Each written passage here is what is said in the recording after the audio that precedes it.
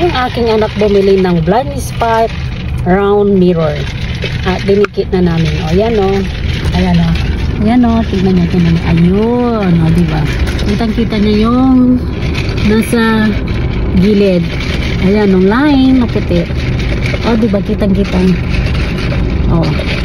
Hindi mo na kailangan pang ano. Babaninta. Kasi itong malaking mirror nasa karsada. Pero ito ay yung maliit na yan, kitang-kita yung guhit ng parking. Ayan o. Kita niyo ba yung guhit ng parking ngayon? O, diba? At sa kabila din, tingnan natin. Tingnan natin sa kabila. Kuya, tingnan mo sa kabila. Ayun o. Teka lang. Ayun o. Close up ko Close up. O, ayan o.